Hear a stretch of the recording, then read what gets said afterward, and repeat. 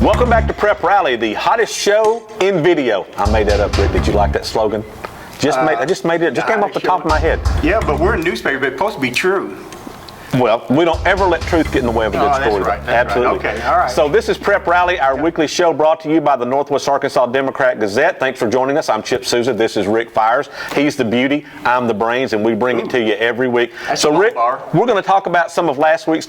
Yeah. You can say week 0 if you want to. Yeah. I'm just saying last week's game. Let's go last week. It's confusing to me. Yes. Week 1, 0, week 37. I don't know. Don't get into all that. So we're just going to talk about last week's game. We're going to start with a crazy game played down in Little Rock. Pulaski Academy, 86. Springdale Har-ber, 64. Rick, have you ever seen anything like that? No, and I'm glad I wasn't there to watch it. I'm glad I wasn't there to stat that game. I mean, some people might like that score. I like to see some defense played. Wait a minute, Rick, wait. I think PA just scored again. Oh, see, that's what I'm talking about. Yeah, I don't know. I'm old school. I'd rather see a 7-6 game instead of those crazy numbers. Let's contrast that game to the game played over in Clarksville last Friday night. So now Clarksville versus Boonville. Rick, 5 passes thrown in that game. 5.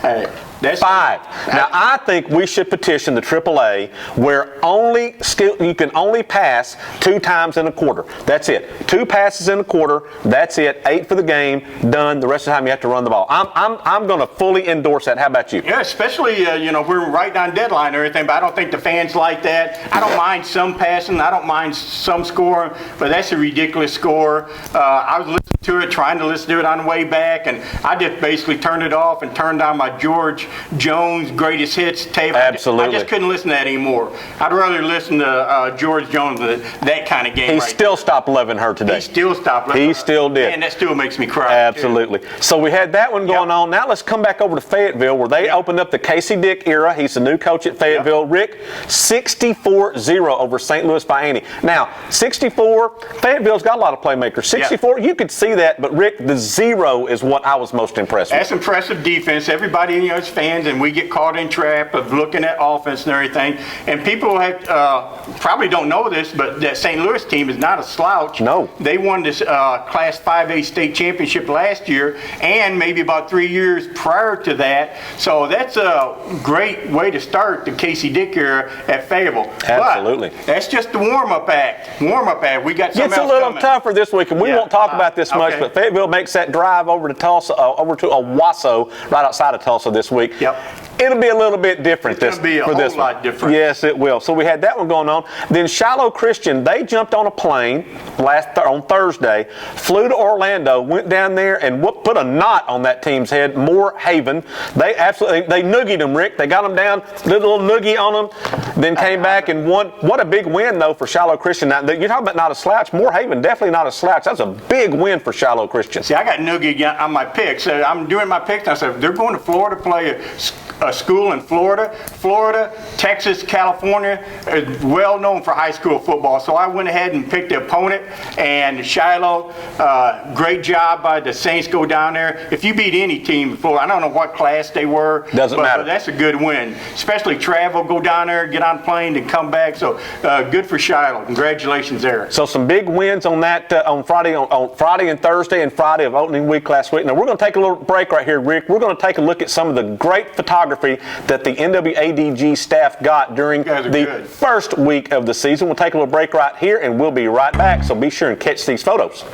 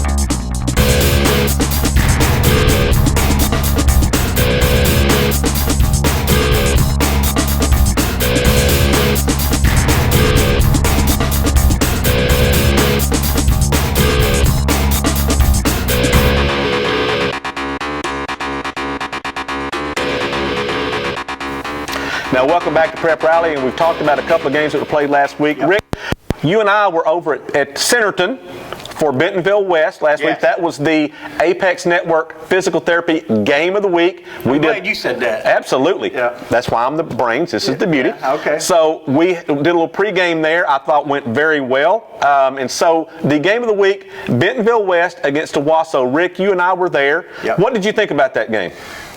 I thought Bentonville West really played well. I don't think they could have played any harder, No, Rick. I'm telling you. They couldn't have played any harder. And they were, how far were they heading late in the third quarter? They had, had a touchdown lead, yes. Yeah, but man, that fourth quarter happened just the same to West last year when they got outscored like 35 points they gave up in fourth quarter. They got outscored 22-0 here. A big block punt by Owasso. Huge Special play. teams are huge. And Bill Blankenship, he's led these kind of comebacks before. I went up to press box over on the visitor side, and those folks right there from Owasso, they were relieved. They weren't jumping up, backslapping, high five. They were glad to get out of that game with the win. So 47-34, Owasso won that one. We caught up with Bentonville West coach Bryan Pratt after the game. Let's hear what he had to say. Yeah, ask real quick about the inadvertent whistle. How big was that? I mean, those guys tried to do a good job, and it's just he admitted he made a bad call. Opposite hash, he's on our sideline. We scoop and score. I mean, it's a 4-point game. That's a huge, huge play. And we get an inadvertent whistle. They get to replay the down, get the first down, end up scoring. I mean, it's just things that you hate that happens. I mean, I know they're human, they make mistakes just like everybody. That was a big one. That was a big one. What were some of the things you were pleased with tonight, the way you guys played? Well, I mean, I thought we played really well early. I thought I was really displeased with our the way we played in special teams, and that's something we try to pride ourselves with. And I didn't think we played very well in that, and that's an area that we as coaches got to fix. And like I just told them, Southside doesn't care that we just got beat, and they're not going to feel sorry for us next week. So we'll have to regroup and do what we need to do to get better and try to come back and win a football game. We're a good football team. I think we showed signs of that tonight. We just can't make the stupid mistakes that we made. So, Rick, inadvertent whistle in that game. Yeah, it was huge. But you still can't overcome the special teams mistakes that they made. I know that was one play, and it ended up being, scoring a touchdown. But special teams in that game were huge. That block punt that you mentioned was huge. Now, Rick, you and I this week, our game of the week, the Apex Network Physical Therapy Game of the Week, will be over in Farmington Friday night. Rick and I will be there at 5:30 for that pregame. Farmington opens up its beautiful new stadium. Rick, this stadium, wow. I mean, I've seen the pictures of it. I cannot wait to be there in person.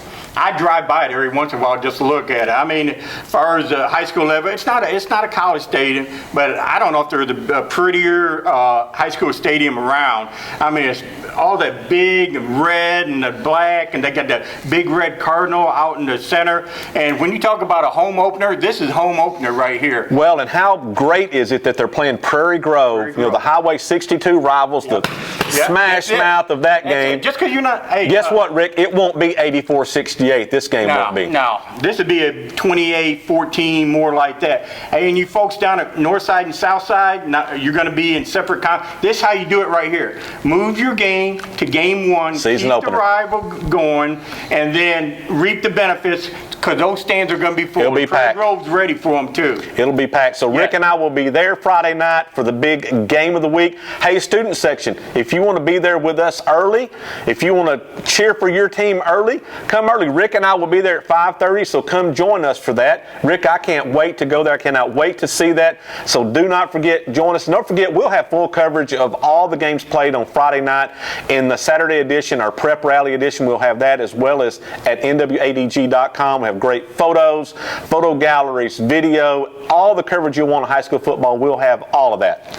Hey, and high school students, like Chip said, invite you to come over there. We do the live report right there. I'll take a Dr. Pepper and a hot dog with mustard, no ketchup. Thank you. No. Can I do that? Can I do that? That's American. That is all American That's right there. all American right We there. do not put ketchup on our hot dog. No. I think it's in the Constitution. Oh, it should be. It should be if it's not. So that's it for this edition of Prep Rally. Don't forget, join us Friday night. We'll be live at 5:30 from Farmington, the game of the week. Do not miss it. Join us, and we'll see you next time on Prep Rally.